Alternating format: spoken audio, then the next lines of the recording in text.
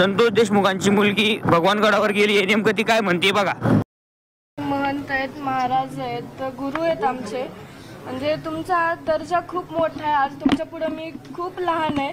फक्त मला एवढं वाटतं की जसं तुम्ही म्हणलात, एका चापटीचं जर त्यांची मानसिकता तशी झाली आणि त्यांनी माझ्या वडिलांची हत्या केली. आज माझ्या वडिलांच्या अंगावर, आज आम्ही फक्त न्यूजला ऐकतो की त्यांच्या अंगावर इतके वार झालेत. त्यांची अशी एकही अवयव नाही आहे की तो शाबूत होता. त्यांचे जर आता मी घरीच ते ऐकलं की त्यांचे फक्त अस्थिमध्ये 3 हाडं निघतायत. तर म्हणजे आमची आज मानसिकता काय असेल.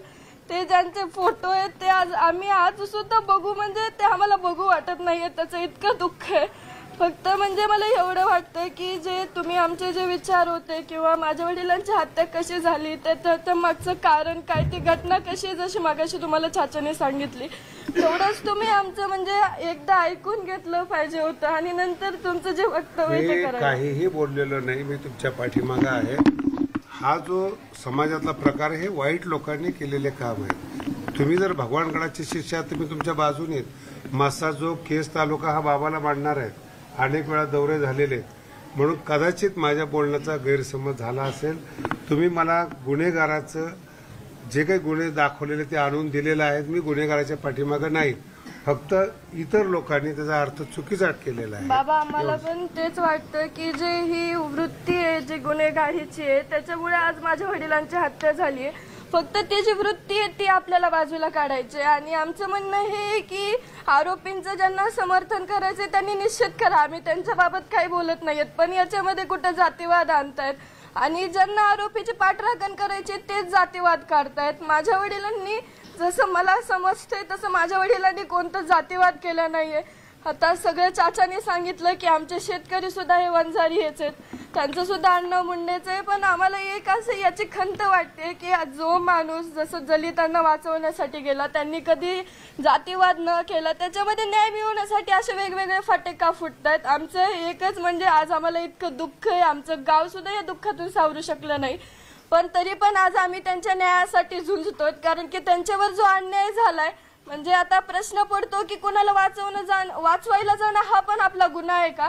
म्हणून ही जी घटना घडली ती नंतर घडू नये यासाठी आम्ही फक्त न्याय मागतोय. आमची अपेक्षा हीच आहे की आम्हाला लवकरात लवकर न्याय मिळाला पाहिजे. भगवानगड आपल्या पाठीशी आहेत. मी भगवान बाबाला प्रार्थना करतो लवकरात लवकर फास्ट ट्रॅकवर न्याय मिळावा आणि मुलीला सांत्वना मिळावी. भगवानगड हा कायमस्वरूपी त्यांच्या पाठीशी उभा राहील. आरोपीचं कधीही समर्थन करत नाही. त्यांनी पुरावे आणलेले की आरोपीवर किती गुन्हे दाखल झालेले आहेत. कदाचित माझ्या बोलण्याचा चुकीचा अर्थ झाला असेल तर ते आरोपी हे आरोपीच आहेत, गुन्हेगार आहेत हे सांगण्याकरता या ठिकाणी कुटुंब आलेलं आहे.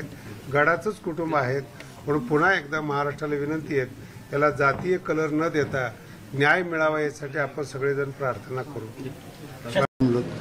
आणि मला एकच उद्देश म्हणायचा की ह्यांची मानसिकता जर तपासली, आरोपींना आम्ही माफ करणार नाही, आरोपीला आम्ही पाठीशी घालत नाही. आम्ही भगवान बाबाच्या गादीवर बसून आम्ही शब्द देतो तुम्हाला, आरोपीच्या पाठीमागे भगवानगड नाही, संतोष देशमुखच्या पाठीमागे आपला गड राहणार आहे. तुम्ही काही चिंता करू नका, तुम्ही गडाचेच आहेत. फक्त कुठेतरी हा जो जातीय रंग दिलेला आहे तो आपण जर प्रेसला सांगितलं की हा जातीय रंग नाही, मी सांगतो त्याच्यावर, म्हणजे मला आदरपूर्वक मी सांगतो, इथं जातीचा रंग कोण दिलाय प्रामुख्यानं हे सगळ्यांना लक्षपूर्वक आहे का. ज्याला हे आरोपीची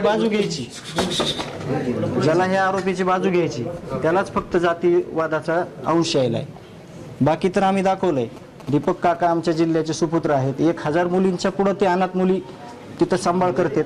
दत्ताभाऊ आहे ते HIV ग्रस्त, म्हणजे शेकड्यावर मुलं तिथं सांभाळतात. विधवा महिला तिथं ज्या म्हणजे त्यांना कुणी आसरा देत नाही किंवा ज्यांचं काही कुणी नाही त्यांना सांभाळतात. म्हणून या अडून जर कुणी करत असेल तर ते खरे जातीवादी. त्यांना तिथं तुम्ही लगेच सांगा की तुम्ही ह्याची बाजू घ्यायचं काही कारण नाही. कारण का बऱ्याचशा गोष्टी हे सगळं पुढं जात असताना त्या सुद्धा आमच्याकडे आलेल्या आहेत, पण आम्ही शहानिशा केल्याशिवाय तुम्हाला बोलणं उचित नाही.